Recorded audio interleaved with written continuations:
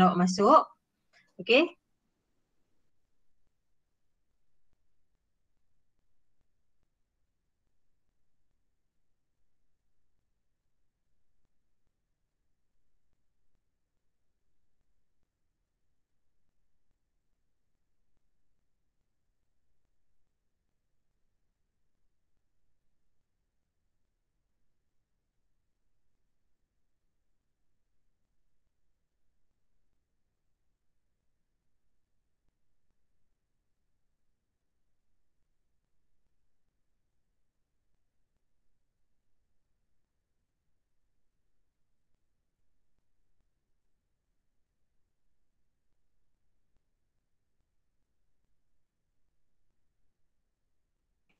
Tak puasan tak buka mic tadi.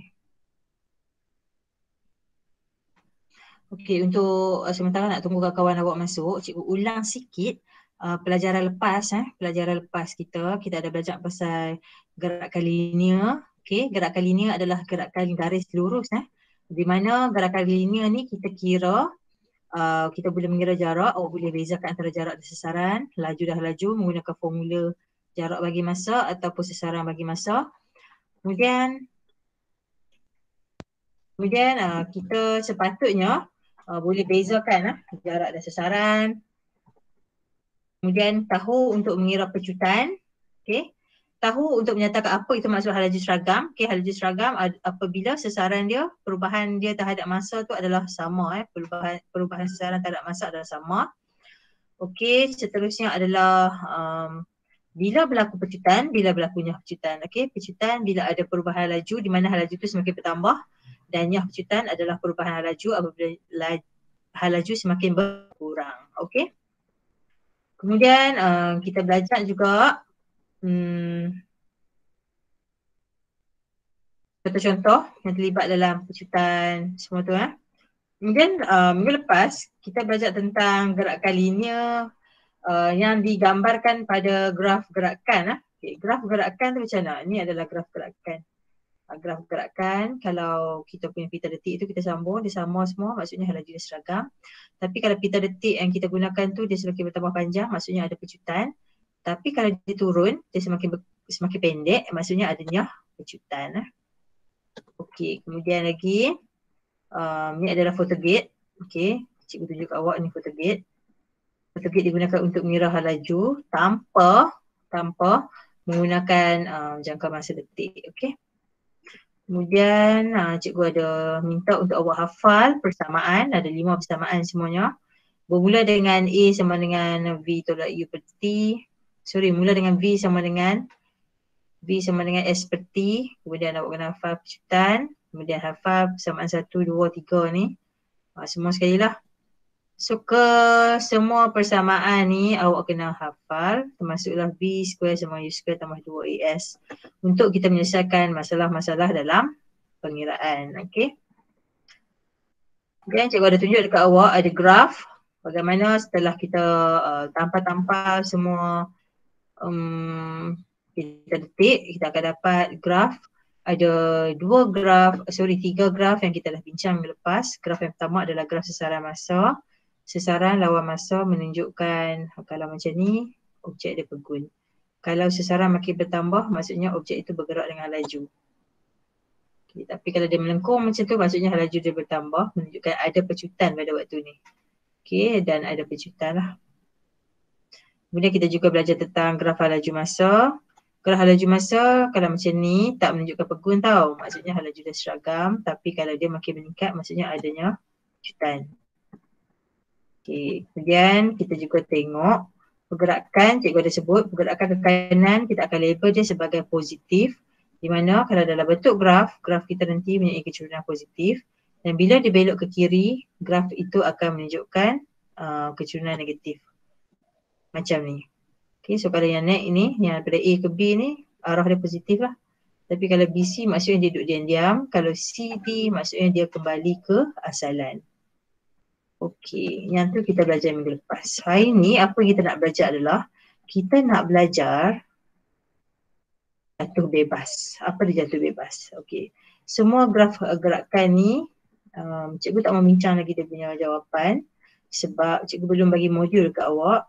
Cikgu akan bincang pelajaran kita. Okey, maksudnya cikgu akan bincang kita punya konten dulu sebelum kita bincang kita punya latihan. Jadi cikgu akan P2.3. Okey, esok kelas dengan awak. Lepas tu cikgu tak jumpa ada awak sampai bulan 4. Okey, so cikgu kena laju sikit lah konten cikgu sebab cikgu tak tahu cikgu Nurul akan buat latihan dengan awak macam mana kan. So cikgu akan pergi konten lah. Jadi kalau awak tak faham konten yang cikgu ajak ni, nanti maybe awak boleh tanya cikgu Nurul. Okay. Kalau cikgu tengah-tengah duk mengajar ni, awak tak faham, awak boleh tanya terus lah. Cikgu suka kalau awak tanya terus sebab mungkin soalan yang sama juga sebenarnya adalah soalan kawan awak.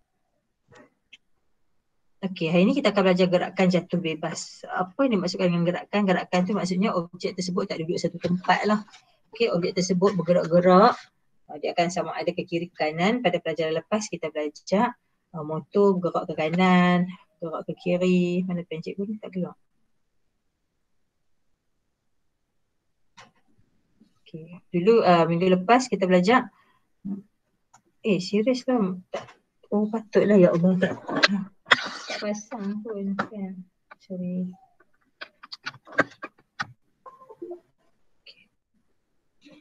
Kalau kita bergerak ke kanan, pergerakan kita positif. Kemudian kalau kita patah balik, kita bergerak ke kiri, pergerakan kita negatif. Yang ni kita panggil dia gerakan linear. Okay, gerakan linear. Tapi kalau dia bergerak pusing, buat macam bulatan ke apa-apa, yang ni kita tak panggil gerakan linear. Gerakan ni dia ada, kita tak panggil linear sebab dia bukan lurus. Dan persamaan-persamaan yang kita dah belajar minggu lepas iaitu A sama B tolak U per T apa semua tu hanya benar sekiranya penyelesaian masalah melibatkan gerakan linear ataupun gerakan lurus.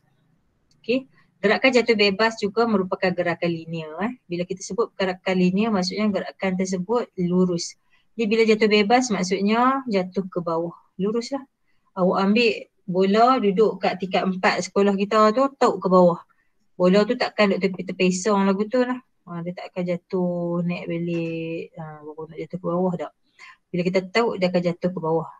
Unless ada angin yang tolak dia, maybe dia akan sengit sikit lah. Macam tu. Okay. Tapi supposedly, kalau benda tu jatuh, dia akan jatuh ke bawah. Okay. Bila kita sebut perkataan jatuh, maksudnya pergerakannya ke bawah. So bila jatuh ke bawah, bawah adalah nilai positif. Manakala kalau dia naik ke atas, dia berlawanan, maksudnya nilai dia negatif. Jadi kita tengok. Buah kelapa duduk di atas pokok, sampai satu waktu dia punya buah tu jatuh, dia akan jatuh ke bawah. Okay, maksudnya ke bawah tu adalah normal lah, normal ke bawah. So bila ke bawah, nilainya adalah positif lah, kita anggap dia sebagai positif. Tapi kalau ambil buah kelapa tu, hayun dia naik atas balik, dia berlawanan dengan asli dah, kita panggil dia negatif. So kalau dia ke bawah, positif. Okay, normalnya jatuh ke bawah. Takkan nak kata, buah kelapa jatuh ke atas, itu tak normal. So tak normal, kita letak dia negatif. Okay, jatuh dah faham dah kan? Bebas pula. Apa maksud bebas? Kalau kita lah bebas. Bebas maksudnya kita tidak dibelenggu. Awak bebas nak buat apa saja. Awak bebas nak melompat. Awak bebas sebab apa? Sebab tak ada cikgu dalam kelas. Awak bebas nak bersembang. Awak bebas nak buat keluar telefon. Sebab apa? Sebab tak ada mentor. Tak ada fikir. Okay, so kita bebas. Bebas maksudnya tak ada gangguan. Okay, bila objek jatuh bebas, maksudnya objek jatuh tanpa gangguan. Apa dia gangguan yang ada sebenarnya semasa buah kelapa jatuh? Ataupun objek-objek lain yang jatuh, sebenarnya dia ada gangguan yang kita panggil dia rintangan udara. Rintangan udara adalah satu daya ke atas yang sentiasa melawan dengan arah pergerakan bagi buah kelapa. Jadi kalau buah kelapa tu jatuh ke bawah, rintangan udara adalah ke atas. Kalau kita tak mau sebut rintangan udara, kita juga boleh sebut geseran udara. Okay, semakin besar geseran udara, semakin lambat buah kelapa nak jatuh. Memang kita nampak dia jatuh cepat tapi sebenarnya masih ada sedikit gangguan lah. Okay, itu yang pertama. Yang keduanya kita tengok dalam dunia kita yang biasa ni ada ke tempat yang tak ada udara? So kalau semua tempat tak ada udara, kalau semua tempat ada udara, maksudnya semua tempat ada rintangan udara ataupun geseran udara. Cuma yang nak bezakan objek tersebut jatuh lambat ataupun jatuh cepat, masa dia jatuh tu panjang ataupun masa dia jatuh tu pendek, ia melibatkan bentuk objek tu sendiri. Kalau objek tu berupa sekeping kertas, kalau dia sekeping kertas, mestilah dia akan jatuh melayang-layang. Kiri kanan. Cuba bayangkan awak jatuhkan sehelai kertas daripada meja awak ke bawah pun dia dah boleh terbang-terbang pergi kat tempat kawan awak. Inikah pula kalau kita jatuhkan kertas tersebut dari atas pokok kelapa. Mesti kertas tersebut akan melayang. So kalau kita tengok buah kelapa dalam masa setengah saat dah jatuh dah. Tapi kalau kita jatuhkan kertas daripada atas pokok kelapa, mungkin dia mengambil masa sehingga 3 saat untuk dia jatuh. Sebab apa? Sebab dia melayang-layang. Semakin banyak angin pada waktu tu, semakin lama lah buah kelapa, daun pula lah. Kertas tadi akan jatuh lah. Begitu juga dengan daun buah kelapa, daun pokok kelapa, apa lagi? Daun dia kan daun dia kan nipis kan. Kalau pokok kelapa mungkin pelepah, tapi kalau pokok daun biasa ni macam pokok daun pelam ke, dia jatuh dia melayang di tempat lain, so dia lambat nak jatuh sebab ada rintangan udara. So bila kita sebut perkataan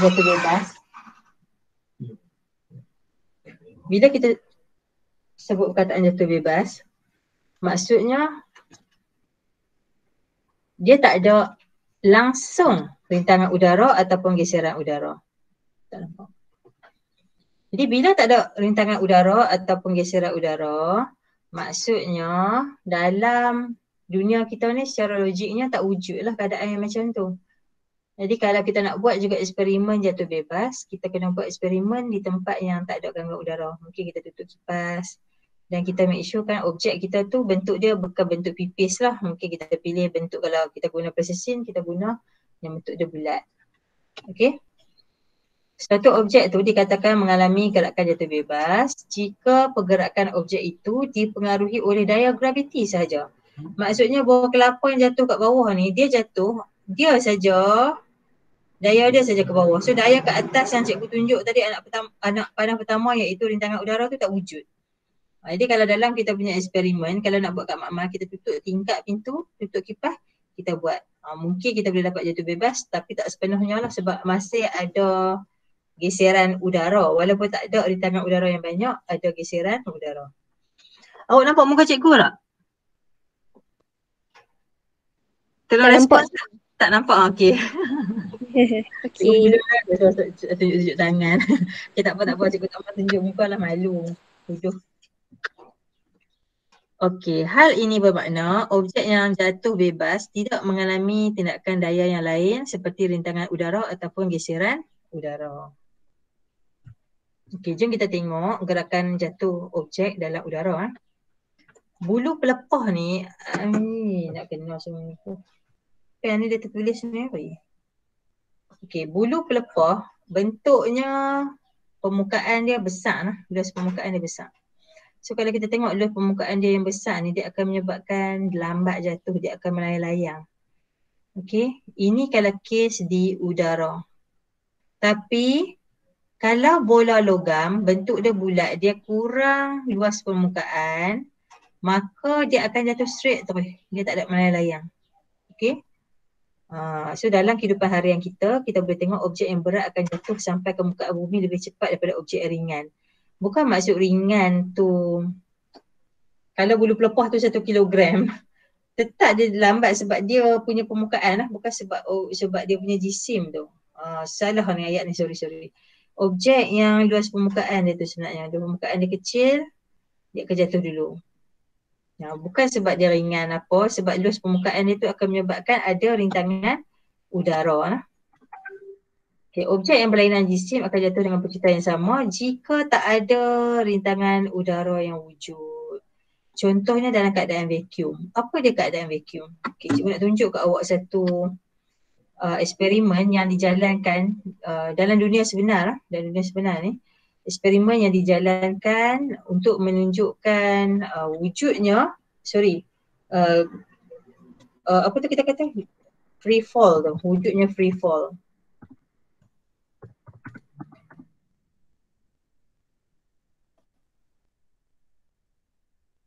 Okey, boleh nampak tak? So respons tak? Boleh nampak tak? Nampak. Boleh nampak Okay, kita tengok soalan ni.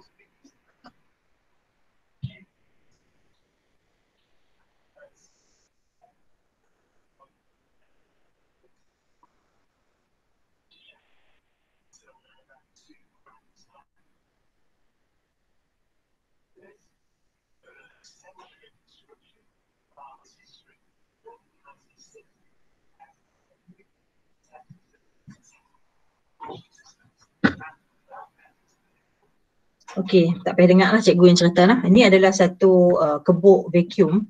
Dia diperbuat daripada dinding yang tu sangat kuat lah sebab dia nak keluarkan semua gas-gas daripada ni, udara-udara semua daripada vacuum, daripada chamber ni, kebuk ni, supaya dia boleh hasilkan satu kawasan vacuum.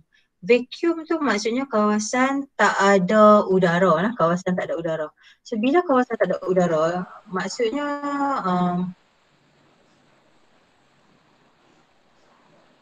apa buka mic? Cikgu tengah cakap. Sorry lah, cikgu minta awak tolong tutup mic. Okay. Dalam kawasan ni, mula-mula eksperimen ni dia buat dalam kawasan yang ada udara. Maksudnya udara tu tak dikeluarkan lagi.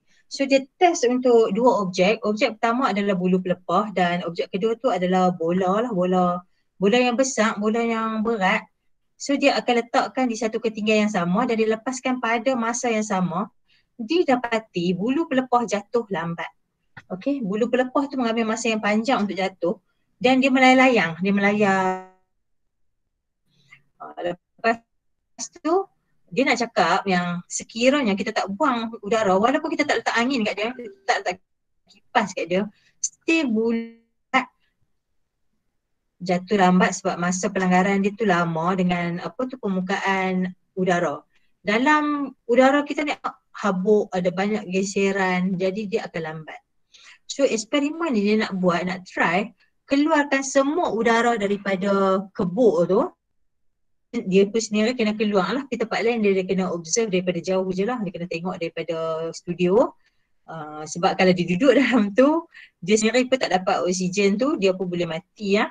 Kawasan tu adalah kawasan yang pressure dia sangat rendah, di mana semua udara dikeluarkan dan mengambil masa yang panjang lah. Nak keluar tu bukannya seminit dua lah.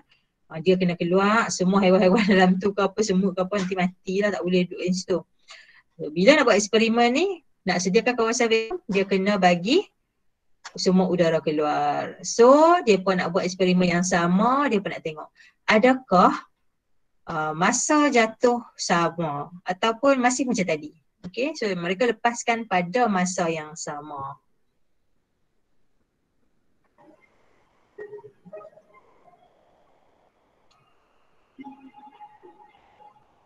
Sengaja dia buat slow motion lah.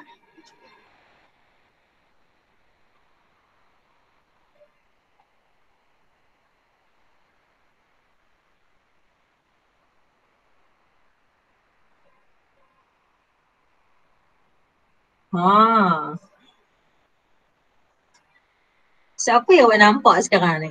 Kalau tak ada udara, bayangkan bulu pelepah yang ringan yang ada permukaan yang besar tadi tu akan jatuh serentak dengan bola yang berat tu. So apa kata cikgu kata dia berat? Sebab awak tengok bila dia kena pada papan, dia pecah kan? Maksudnya dia berat.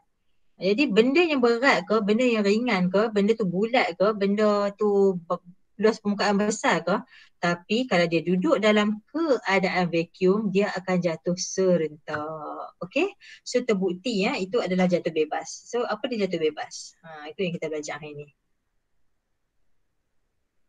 Siapa boleh abang cikgu apa dia jatuh bebas? Pada pemahaman awak lah. Tak apa, salah ke betul ke apa yang awak faham tentang jatuh bebas. Siapa boleh bagi kat cikgu? Cikgu sebut nama lah. Amni? Amni ada? Mak Syakir? Mak Syakir Zufairi? Diam je. Macam mana cikgu nak pergi PBS kat awak ni, PBD ni? Tengok siapa lagi ada ni. Cikgu tak nampak. Sebab cikgu, okey. Taufik Hidayat. Sikitnya masuk ni. Adriana, Rifka. Sekarang siapa nak try? Siapa nak try bagi definisi jatuh bebas pada pemahaman awak lah lepas awak tengok video tadi. Apa dia jatuh bebas? Rifka. Apa ni? Jatuh pada masa yang sama. Jatuh pada masa yang sama. Siapa tahu tadi yang cakap Afiq ah? Saya Bala. Oh, Bala, sorry. Bala. Jatuh pada masa yang sama, jatuh pada masa yang sama, maksud awak tu jatuh bebas lah. Jatuh bebas ni adalah jatuh. Okay, thank you Bala. A good try. Jatuh bebas ni adalah jatuh, okay, pergerakan jatuh ke bawah. Okay, pergerakan jatuh ke bawah hanya disebabkan oleh graviti saja. Tu maksud dia. Okay, hanya disebabkan oleh graviti saja. Maksudnya kalau jatuh biasa-biasa ni dia jatuh sebab ada rintangan udara. Okay, lah ni tak ada rintangan udara. Jadi macam ni. Tak ada rintangan udara. Bila tak ada rintangan udara, mereka akan jatuh serentak. Mereka akan sampai pada masa yang sama. So point yang Bala tadi tu adalah cuma tak berapa lengkap lah. So kita akan sebut objek yang jatuh, dia akan jatuh hanya dengan tarikan graviti dan mereka akan jatuh serentak lah, sampai ke permukaan bumi serentak. Okay. Pecutan objek yang jatuh bebas disebabkan oleh daya tarikan graviti dinamakan pecutan graviti. Okay. So pecutan graviti ni adalah nama kuantiti fizik. Nama kuantiti fizik kita belajar sebelum ni pecutan kan. Pecutan yang biasa kita belajar tu, pecutan formula dia A sama dengan V tolak U bahagi T. Maksudnya laju akhir tolak laju awal kita bahagi dengan masa. So untuk pecutan graviti sama juga. Cuma beza dia kalau pecutan tadi tu untuk kanan dan kiri. Yang ni pecutan untuk bawah dan atas. So objek yang jatuh ke bawah dia ada pecutan dia. So macam mana pecutan dia tu? Nilai pecutan, nilai purata pecutan graviti adalah 9.81. Ada yang mudahkan jadikan 10 tapi 10 kurang tepat sebab pecutan graviti kita hanyalah 9.81. Kalau kita guna 10 ada sedikit ralat lah untuk jawapan akhir kita. Okey, laju objek yang jatuh bebas akan bertambah 9.81 milimeter dalam medan graviti seragam berhampiran permukaan bumi. Maksudnya kalau mula-mula dia jatuh 9.8 ms-1. Lepas tu lagi ms-1. Tambah. Maknanya jadi apa? 18.81. Tambah lagi. Itu maksud dia. Jadi bila dia macam tu, ini menunjukkan yang bila makin jauh, makin tinggi tempat permulaan jatuh tu, maka laju air akan jadi semakin besar. Ini katakan bangunan sekolah kita. Okay. Tingkat 1, tingkat 2, tingkat 3, tingkat 4. Bila kita tahu bola jatuh pada tingkat 1, okay, laju dia mula-mula tadi kosong lah masa kita duduk pegang bola tu. Bila sampai bawah mungkin 9.8 ms -1. Tapi kalau awak tahu bola pada tingkat 4, dia punya perubahan dia mungkin kat bawah ni dah jadi 36.8. Jadi bila jadi macam tu, ini menunjukkan yang laju awal dan laju akhir dia berbeza. Bila laju awal dan laju akhir berbeza, kita kira kita dapat pecutan masih guna formula A sama dengan V tolak U bahagi T. Jadi bila kita masukkan dalam formula ni, awak ambil daripada tingkat 4 ke, tingkat 3 ke, tingkat 2 ke, jawapan akhir awak masih akan dapat 9.81 ms-2. Ini menunjukkan yang pecutan graviti di bumi kita adalah hampir seragam lah. Tapi kalau kita dah keluar daripada permukaan bumi, mungkin kita dah jauh sampai ke bulan, tarikan dia dah tak sama lah. Jadi dia punya pecutan tu mungkin dah tak dapat 9.81. So setakat dekat-dekat dengan permukaan bumi ni duduk sampai tingkat 100 dekat rumah dekat apartmen ke apakah, mungkin masih punya nilai pecutan yang sama iaitu 9.81. Apabila objek apabila objek jatuh dalam medan graviti dan rintangan udara diabaikan, objek tersebut dikatakan mengalami jatuh bebas. So ada dua benda yang nak kena consider kat sini. First ialah dia mesti duduk dalam kawasan medan graviti. Maksudnya kalau awak buat benda ni, awak pergi buat dekat angkasa lepas tak jadi. Dia mesti dekat medan graviti. Medan graviti maksudnya kawasan yang masih boleh rasakan graviti tu. Jadi kalau kita duduk dekat permukaan bumi, mungkin dalam berapa puluh meter daripada permukaan bumi kita ni, awak duduk kat kawasan ni, masih lah. Tapi kalau awak duduk jauh, baru nak tahu bola ke arah bumi, dah tak dapat dah. Selagi kita duduk dalam kawasan medan graviti dan rintangan udara kita abaikan, kita assume tak ada angin, tak ada udara, tak ada habuk, maknanya objek tersebut dikatakan jatuh bebas. Macam tu. Okay, bagaimana untuk menentukan nilai percuitan graviti yang cikgu sebut tadi? Nilai percuitan graviti ialah 9.81 ms -2. So macam mana kita nak tentukan nilai tersebut? Okay, kalau kita lepaskan bola keluli dan kita nak tengok berapa percuitan dia. Berapa percuitan dia. Yang duduk dekat tangan kita ni, masa bola tu duduk kat tangan kita, halaju awal dia adalah 0 ms -1. Yang kat bawah sebelum tersentuh dengan permukaan bumi, halaju ni kita panggil dia halaju akhir. Halaju akhir mestilah tinggi nak compare dengan yang dekat tangan kita. Yang dekat tangan kita tadi tu halaju dia hanyalah 0 ms -1. Halaju akhir dia mesti lebih tinggi. Mungkin katakan 20 ms -1. So masa yang diambil untuk kita nak lepaskan bola tadi sampai dia duduk atas permukaan bumi tu berapa saat? So T tu adalah masa yang diambil untuk kita isikan dalam formula A sama dengan V tolak U bahagi T. So objek yang jatuh bebas, okey cikgu nak seorang baca. Ainun Syifa ada tak Ainun Syifa? Ainun Syifa?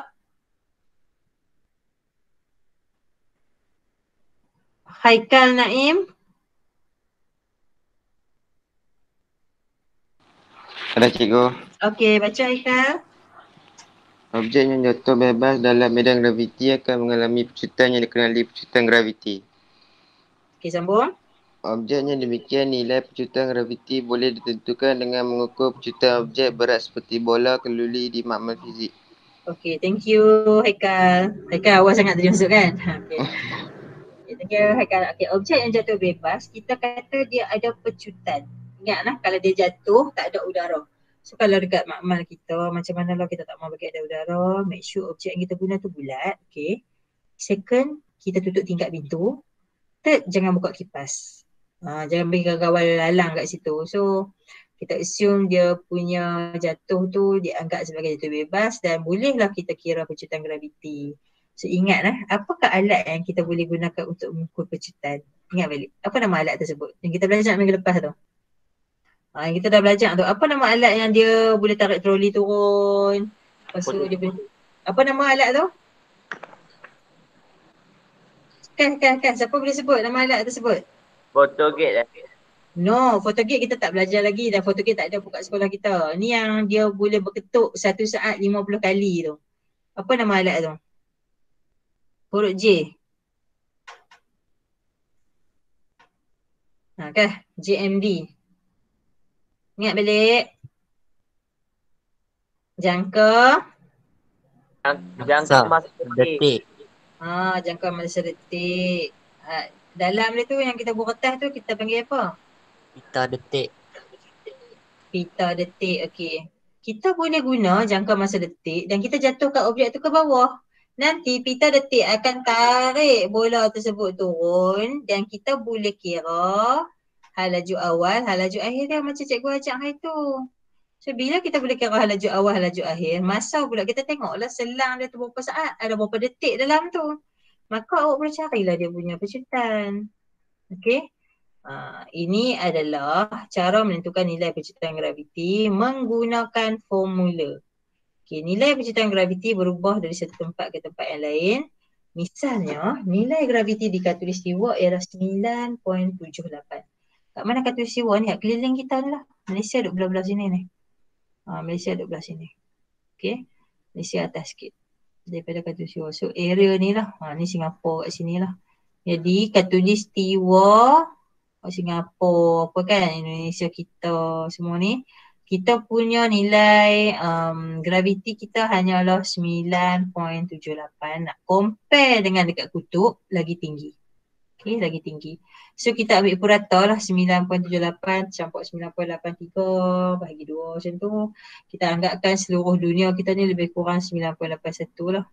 Tapi ada tempat yang lebih daripada 9.81 dan ada tempat yang kecil daripada 9.81 macam kita ni. Tapi dia tak akan jadi besar daripada 9.83 lah, tak boleh besar daripada tu, dan kecil daripada 9.78 pun tak boleh.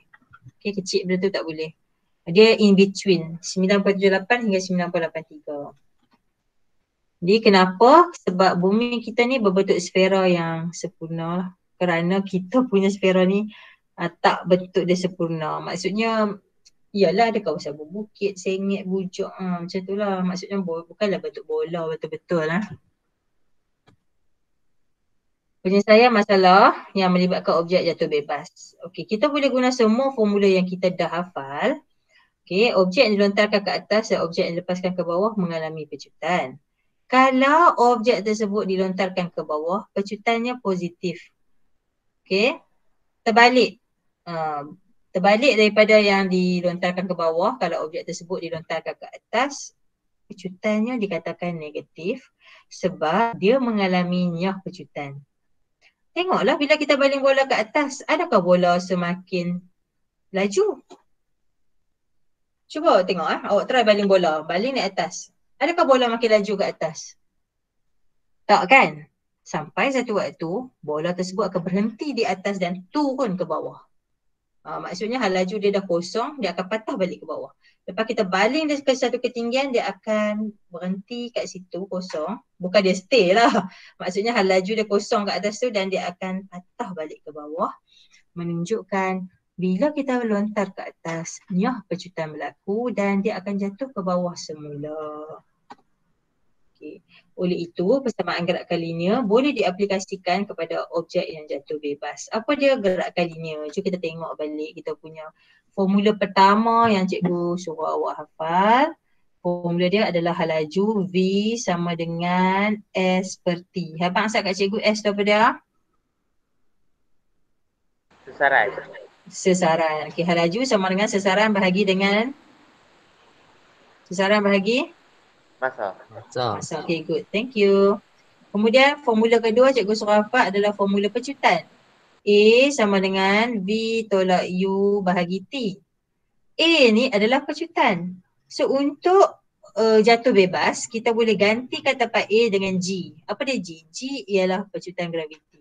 Kalau A biasa ni kita anggapkan sebagai pecutan reta ke depan ataupun reverse lah. So kita guna G untuk gantikan pecutan ni. Jadi nama dia pecutan graviti. G sama dengan V tolak U bagi T. Formula yang sama cuma jatuh ke bawah ke atas. Macam tu lah. So kalau G kita positif maksudnya kita punya objek tu jatuh ke bawah. Kalau G kita negatif maksudnya objek kita tu dilontarkan ke atas. Menunjukkan yang pecutan graviti dia negatif. Dia berlawanan dengan arah tarikan graviti dunia kita lah. Kemudian daripada formula G, kita keluarkan balik macam itulah. Keluarkan balik nak cari V. Susun-susun balik, dapatlah formula macam ni. Jadi V sama dengan U tambah AT formula dulu tu. Tapi tempat A ni kita ganti dengan G. That's why cikgu kata tolong hafal. Formula tu kalau tak menghafal, kena tahu cara untuk ganti-ganti ataupun buat persamaan linear supaya boleh dapat nilai hal laju. So hal laju akhir kalau nak cari guna formula V sama dengan U tambah GT. Ataupun formula yang kedua yang kita hafal dulu S sama dengan UT tambah setengah AT square. Tempat A iaitu pecutan kita ganti dengan G. Dan formula V square sama U square tambah 2AS. Tempat A kita ganti dengan GS. Mudah kan?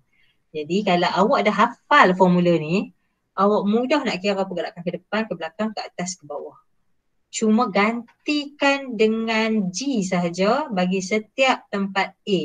Sebab A untuk gerakan ke bawah adalah pecutan graviti. So, Awak kebanyakan jatuh ke bawah tak payah cari dah sebab jawapan kita hanya replace tempat G ni.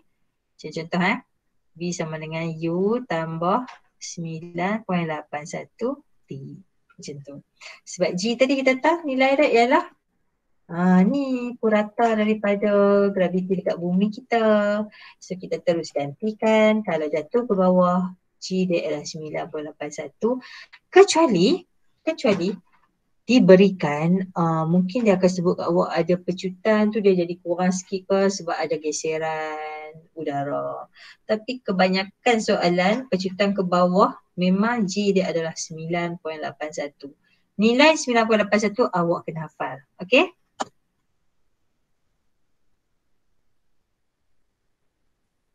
Okay, kita tengok penyelesaian masalah yang melibatkan objek yang jatuh bebas.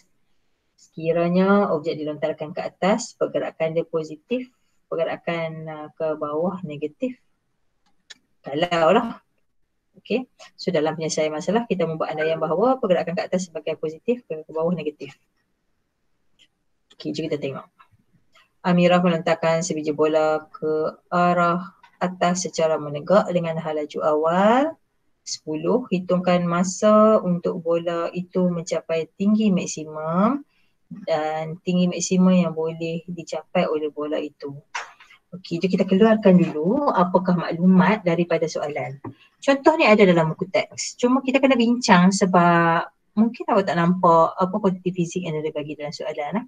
So bila disebut perkataan secara menegak, maksudnya pergerakan sekarang ni ke atas macam tu. Okey, dia baling bola bagi net atas. Laju hak mula-mula ni kita panggil dia U. Sama dengan 10 ms negatif 1. Sampai satu waktu kita tahu bola makin naik, dia akan makin perlahan kan makin laju? Ya, dia makin perlahan dan sampai satu waktu nanti hal laju akhirnya adalah kosong. Maksudnya pada waktu tu dia akan stop, dia akan jatuh ke bawah balik. Okay, kita baling bola, mungkin pergerakan bola tu menantum macam tu kan? Sampai dekat sini, yang ni kita panggil dia V. V dia mesti kosong. So bila dia turun ke bawah balik, katakan kita start tangan kita dekat kawasan ni, nanti dia jatuh belah sini kan. Tempat dia jatuh nanti tu, hal laju dia akan sama 10 balik. Kalau dia start dengan 10, sekali bila jatuh balik ke bawah, dia akan jadi 10 juga. Okay, maksudnya kalau kita baling tu pelan, nanti jatuh pun pelan. Macam tu. Walaupun kita baling ke atas, bukan kita baling tuju tu dekat orang ke dekat pokok ke apa-apa. Kita baling ke atas, nanti bila kat tempat yang dia mula jatuh tu, dia akan jadi 10. Tapi kalau dia turun lagi bawah, mungkin kita duduk kat tingkat 1. Kita baling, kawan kita kat bawah ni akan dapat lebih lah, mungkin 20. Macam tu. Soalannya, yang ni cikgu bagi kat awak gambaran lah. Kalau kawan awak duduk bawah tu tapi tak ada dalam soalan. Soalannya adalah, apakah masa untuk bola itu mencapai tinggi maksimum? So kita nak cari sekarang ni T. Kita ada apa? Ada benda yang kita tak sedar, dia sebut kat kita tapi kita tak sedar yang kuantiti fizik tu sebenarnya boleh digunakan. Bila disebut perkataan menegak, okay, bila kita sebut perkataan menegak, of course dia baling dan dia akan jatuh ke bawah. Bila jatuh ke bawah, pada waktu ni kita panggil dia jatuh bebas. So bila jatuh bebas, kita boleh gunakan pecutan ialah pecutan graviti iaitu 9.81 ms negatif 2. Jadi inilah keistimewaan untuk soalan jatuh bebas. Okay, bila kita guna, bila kita kena selesaikan masalah untuk jatuh bebas, pecutan tak payah fikir lah. Pecutan kita dah kena hafal, kita dah dapat dah, terus kita masukkan je. So untuk nak cari masa, kita boleh guna formula A sama dengan V tolak U bahagi T. A kita tu G lah. Kita nak cari T kan? Nak cari masa, so T tu kita pindah sebelah sini. T sama dengan V tolak U bahagi G. V daripada V hal laju akhir ni, hal laju akhir ni, tinggi maksimum tadi. So kita letak kosong. Tolak dengan U. Tolak dengan U. U tu hal laju awal dia 10. Bahagi dengan pecutan. Bila naik ke atas, cikgu sebut tadi, pecutan dia jadi apa? Pecutan dia negatif. Kalau dia jatuh ke bawah, yes. Pecutan dia adalah positif. So dia lempak ke atas, berlawanan dengan sifat pecutan tu sendiri, dia negatif lah. Tapi kalau dia jatuh ke bawah, kita tengah contoh pasal laju awal dia bawah ni laju akhir kan. So of course dia berlawanan dia punya arah lontaran.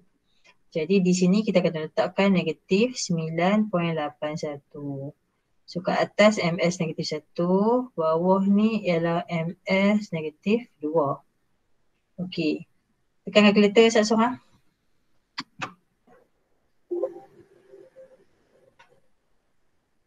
Tolong tekan kalkulator.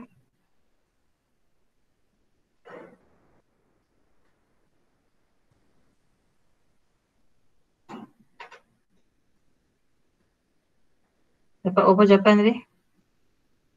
9, negatif dengan negatif ni habis lah no. So cikgu ambil 10 lah. 10 bahagi 9.81 sama dengan, saya boleh keluar macam ni, 1.0194. Awak dapat tak macam cikgu? 0.0194. 0.0194. Okey, kita nak tengok unit lah. MS negatif 1, yang ni MS negatif 2. So, M dengan M habis. M dengan M habis. Tinggal S negatif 1 dan S kuasa 2 lah sebab buat naik atas. So negatif 1 dengan kuasa 2 tinggal S saja. Okay, so ni jawapan dia. Macam tu. Jadi dia bagi kat kita langkah lah macam mana memula laju akhir. Kita tahu dia adalah pada ketinggian maksimum iaitu V sama dengan kosong. Pecutan kita letakkan negatif dan formula yang kita nak guna adalah V sama dengan U tambah GT. Okey, soalan kedua. Soalan kedua dia bagi tinggi maksimum. Jadi dia nak tahu ni tinggi daripada awak lontak tadi tu ke apa? Ke tempat yang maksimum tu. Berapa ketinggian dia? So nak cari ketinggian dia, awak kena keluarkan dulu yang kita dah dapat tadi. Kita dapat tadi ialah U. Lepas tu kita dapat U, V kosong, T 0.0. Dia dapat berapa tadi? Kenapa tak sama macam cikgu? 10 bagi 9.81, kenapa cikgu dapat 0.0 tadi? Salah tekan kalkulator ke?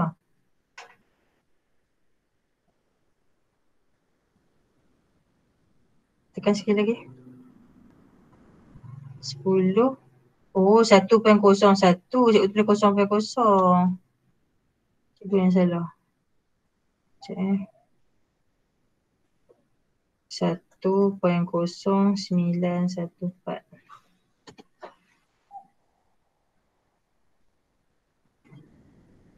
Okay, dia gunakan dapat ni lah 1.02 lah. Okay, so nak masukkan dalam formula tu, kita kena tahu dulu laju akhir awal dia semua tu buat keluar balik. Okay, laju awal dia tadi U sama dengan 10 MS negatif 1. V dia kosong lah sebab duduk kat atas. T dia kita dapat 1.02. So awak tengok balik formula apa kita dah belajar itu. Formula V square sama dengan U square tambah 2AS. Okay, A ni kita ganti dengan G. Satu lagi formula S sama dengan setengah UT.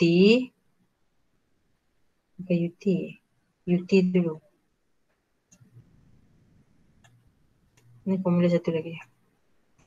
S sama dengan UT tambah setengah AT square. A ni kita ganti dengan G lah. So yang mana kita nak guna? Yang mana yang sesuai?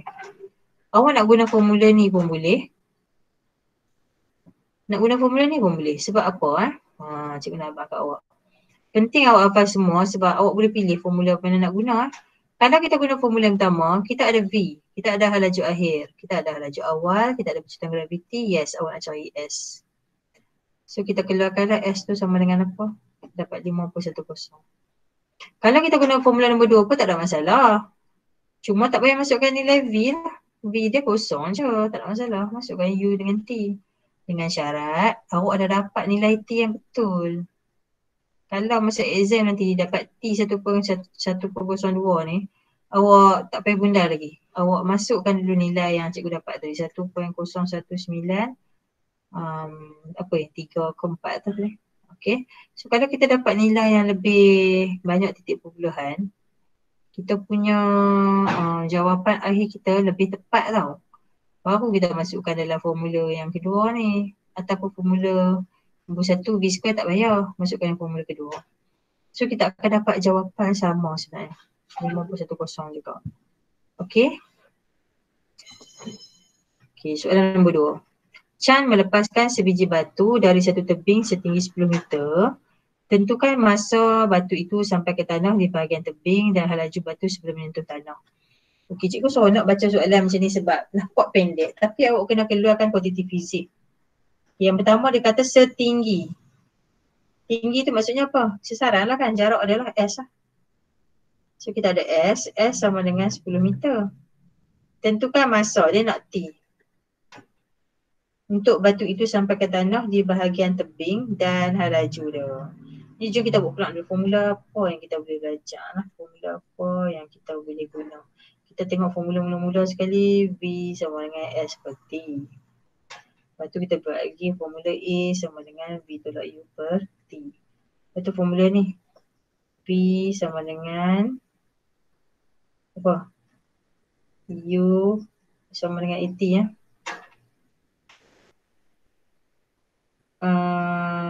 Di sana V sama dengan AT.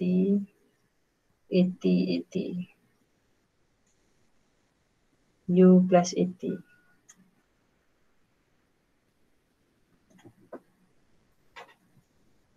Lepas tu lagi formula dia V square sama dengan U square tambah 2AS.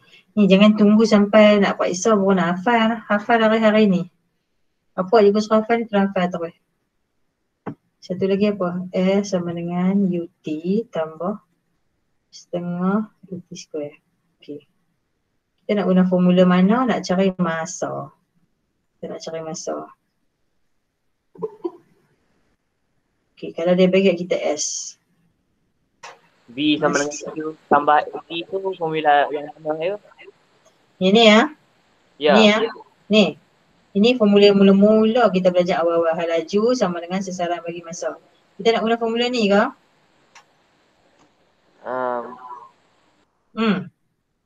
Masa untuk batu itu sampai ke tanah di bahagian bawah. Macam mana awak nak cari guna formula ni? Awak ada V ke? Tak ada kan?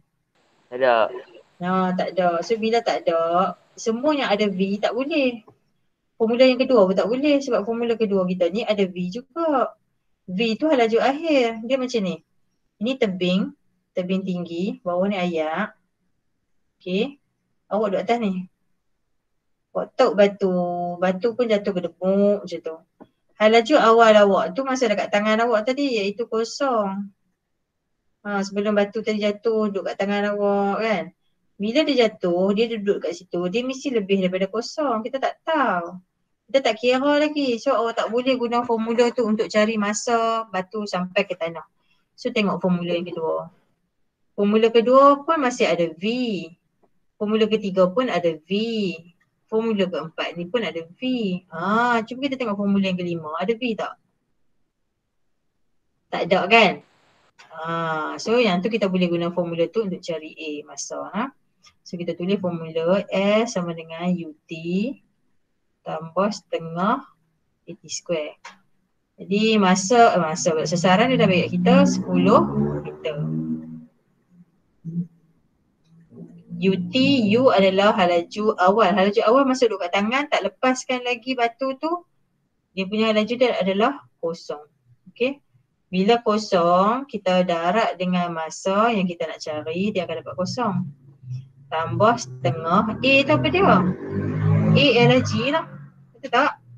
A adalah G. G adalah pecutan graviti. So A sama dengan G sama dengan 9.81. Jadi sekarang ni awak kena letak kat tempat belakang ni, kat tempat A tadi, kita ganti dengan nilai G. So kita letak kat situ 9.81, carilah masa. Jadi 10 sama dengan kosong darab T dapat kosong, tambah setengah darab 9.81. Guna kalkulator. Okey, guna kalkulator. Dapat berapa? Setengah darab 9.81.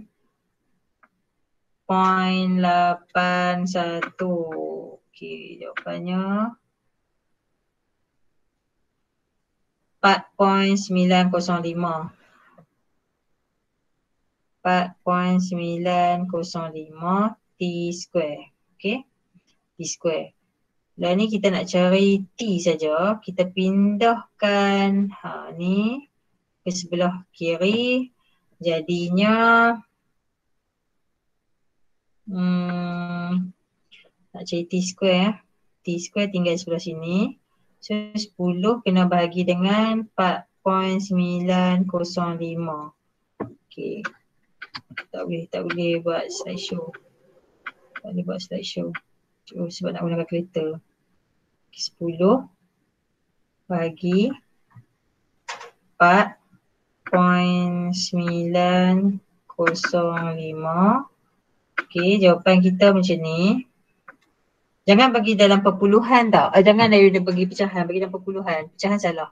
So kita dapat 2.038. Itu baru T square. 4.0, pergi tutup pula dah kalkulator tu. 4.0387. 0387. Kita nak cari T, awak kena ambil jawapan tadi tu, punca kuasakan. So mana punca kuasa? Cikgu, kenapa G dekat buku teks dia ada negatif 9.81? Tak negatif, kita turun ke bawah. Sat, kita tengok jawapan akhir dia sama tak nak? Nak tengok Sat.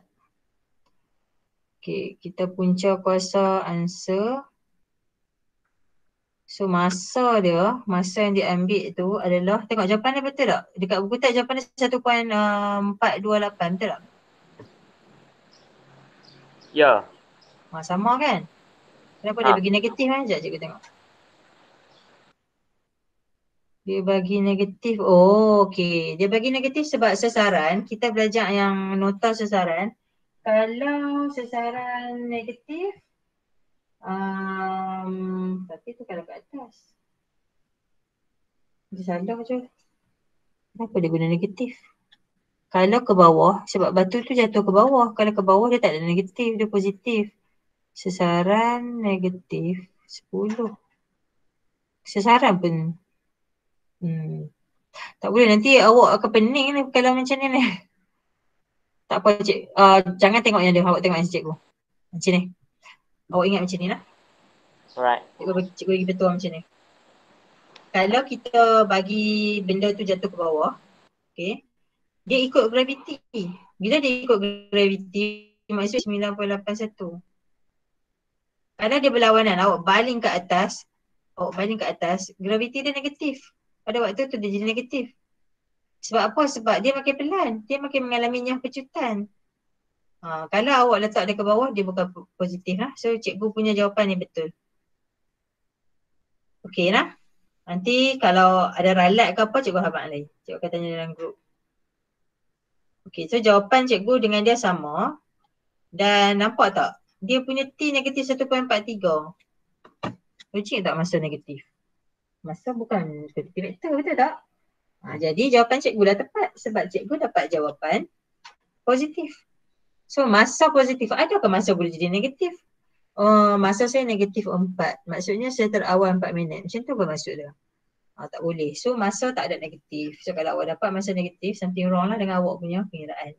So pengiraan cikgu dapat T sama dengan 1.428 saat. So macam mana kita nak cari laju batu sebelum menyentuh tanah? Maksudnya kita nak cari V akhir dia lah. Laju akhir dia dekat sini. Berapa nilai kat sini? Jadi tadi kita dah guna formula yang minta akhir tu S sama dengan UT tambah setengah AT square. Now kita nak cari V. So kalau nak cari V guna je mana-mana formula. Tak kisah. Sebab semua formula ada V. Kecuali formula yang kanan sekali. Betul tak?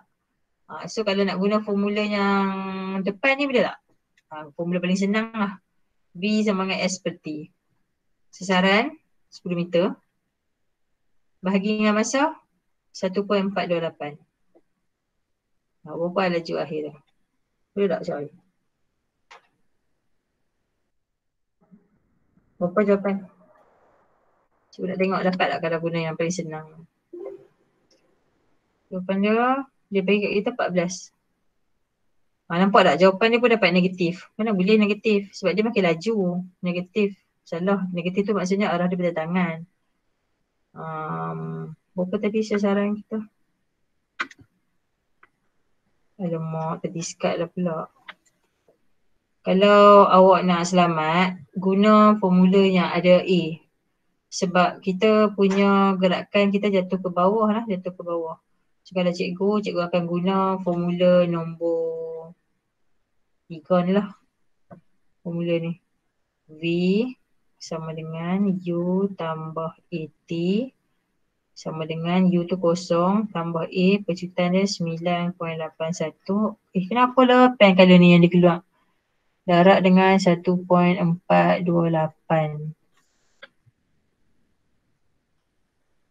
9.81 darab 1.428. Jawapan cikgu 14.008668. So laju akhir kita adalah sama dengan 14.0068 ms negatif 1. So jom kita tengok jawapan daripada buku teks.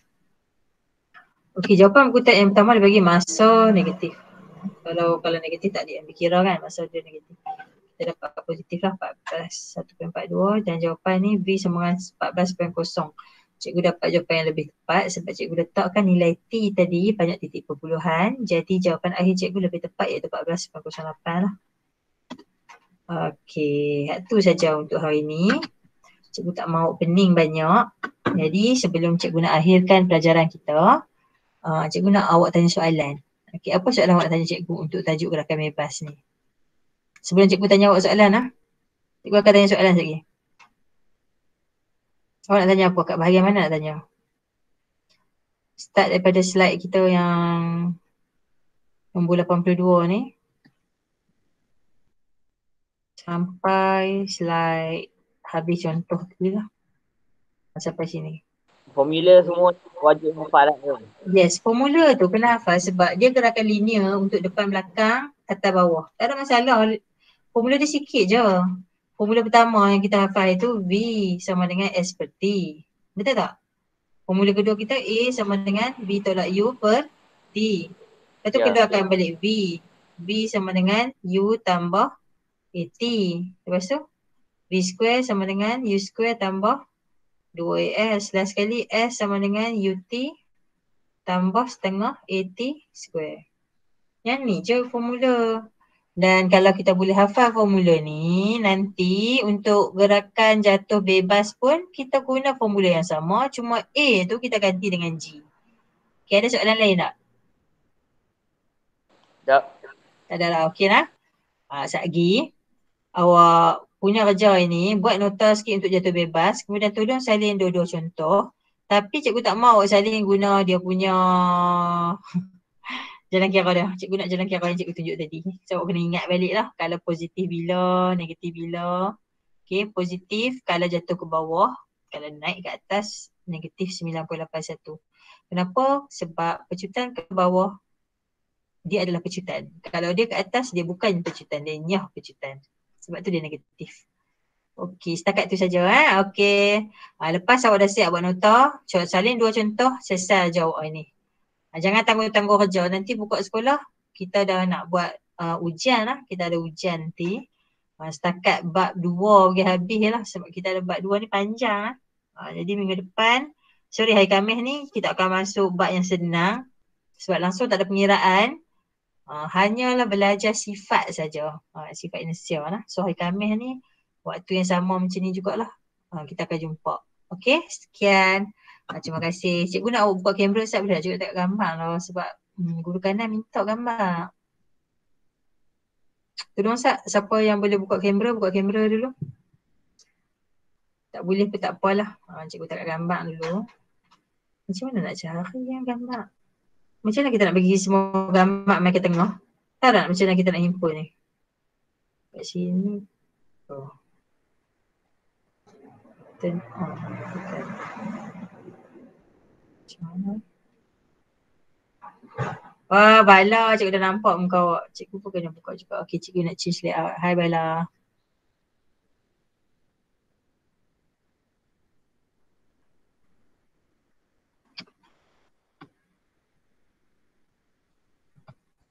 Okey.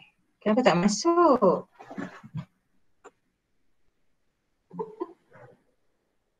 YG on? Siapa YG on? Change layout.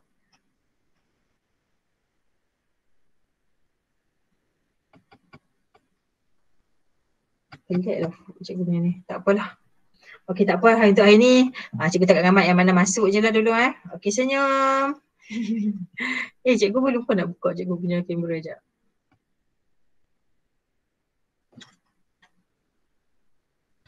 Tapi tak nampak muka cikgu.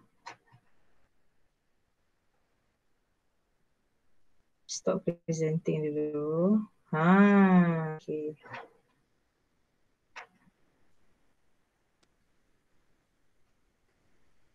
Okey, senyum. Okey semua boleh live. Terima kasih. Bye.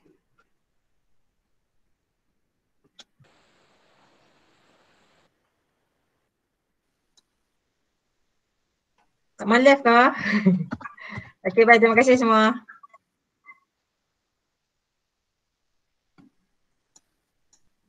Rafiq, terima kasih telah ambil kehadiran.